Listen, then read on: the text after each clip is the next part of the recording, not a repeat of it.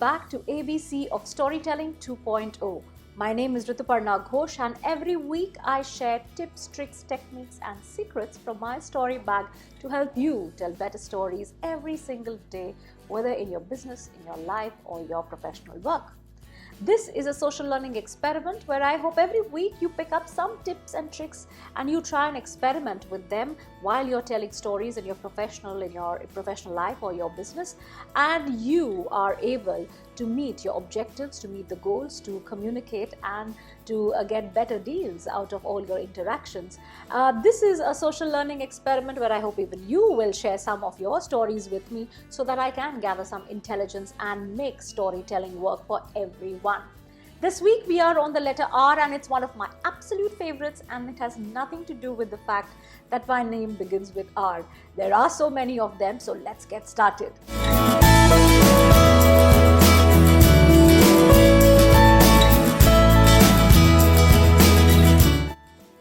It's important for a storyteller to remember that their listener has a story of their own.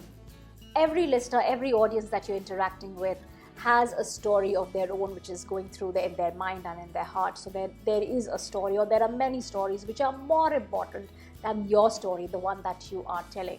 It's important to recognize that. It is important to respect that. It is important to put it on the table, ask them how they are feeling and what are the stories that they are consumed with. Because until and unless your listener is restful of the story that is raging in their mind, they will not interact with you wholeheartedly.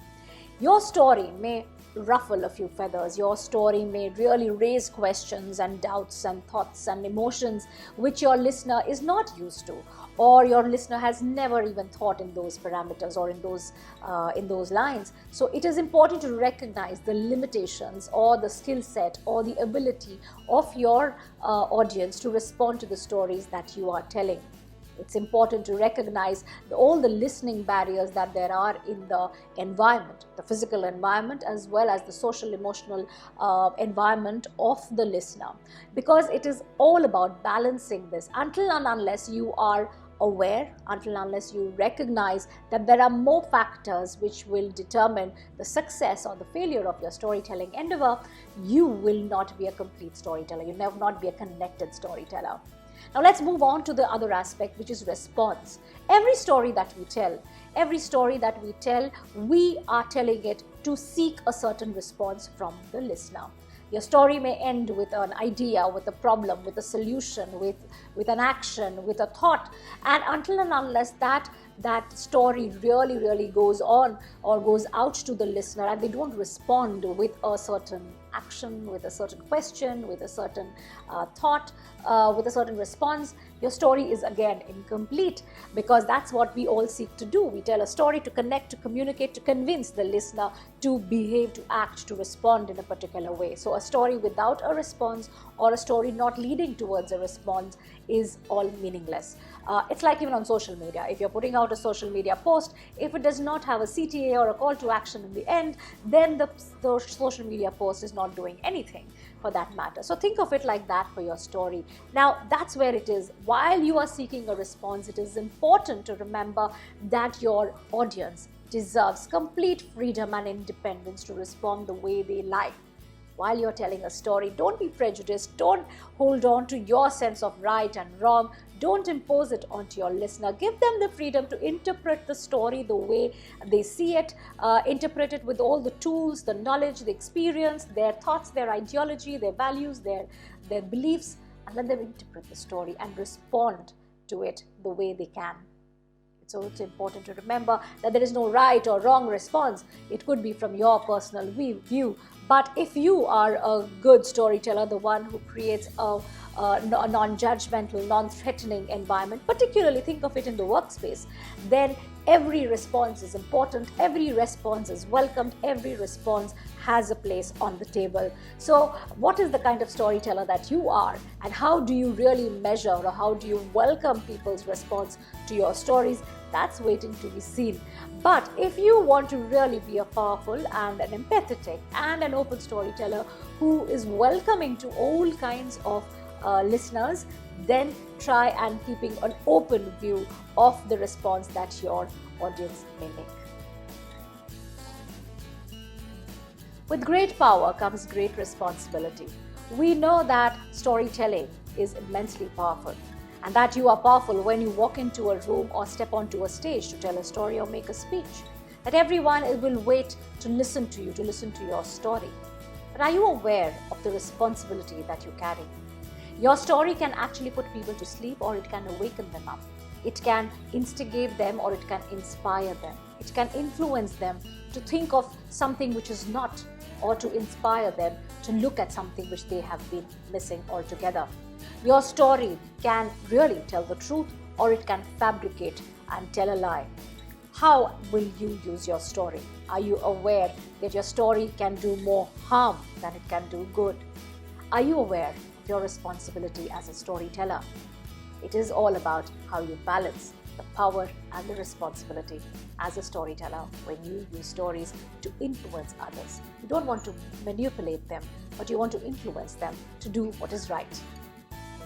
The next pair of R's that I have today are recall and retrieve. Now, stories happen to us every single day of our lives. Every day, every week, every month, every year.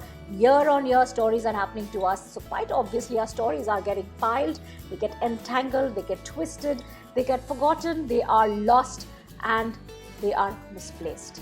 Now, how do you really go about recalling and retrieving stories that have happened in the past, or they may have happened even before your own lifetime or before your engagement at a certain place? Say, for example, you are a CEO. You've been brought in as a CEO of an organization, and you know as much about the organization from the world, from the internet, from the communication that the company has made to the outside world. You may also know a little bit more from the company literature, but there are stories which were never gathered, they were never curated, they were never archived. So how do you really go back and gather those stories, use that past intelligence for new world business strategies? The one way to go about is to recall and retrieve the story. So you go back to the stakeholders, to the people who were connected with that story, speak to them, interview them, try and find out their stories, stitch together a narrative. Now that's very interesting, because when you go back and ask 5 people about that same story, the same incident, there are chances that they would forget all about it. So you will get different parts, different aspects. You'll have to stitch a narrative and bring that story together.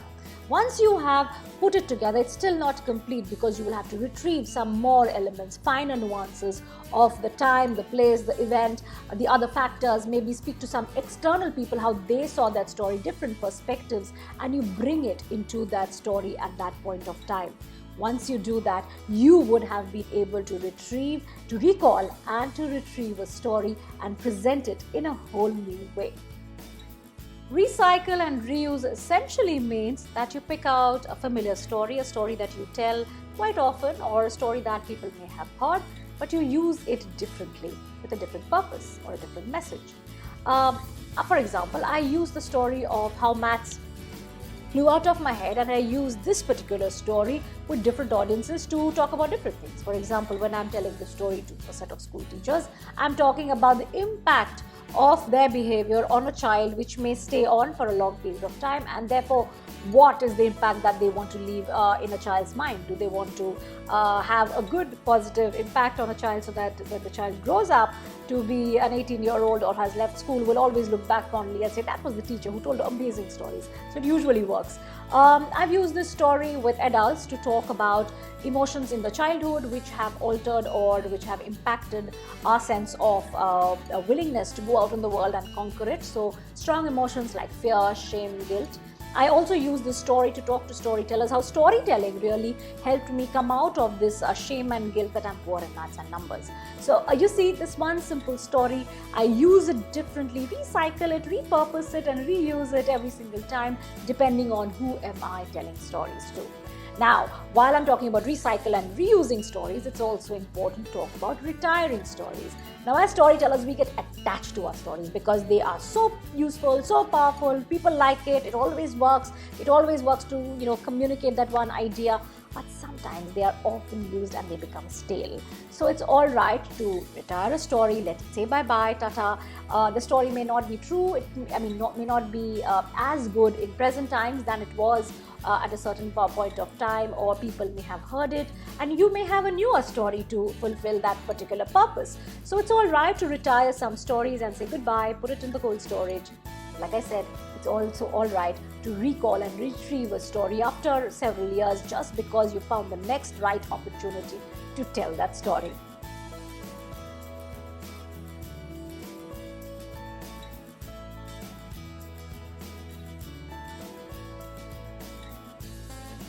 And like always, I've packed quite a few R's for you this week. I hope you enjoyed this episode and I hope they don't overwhelm you.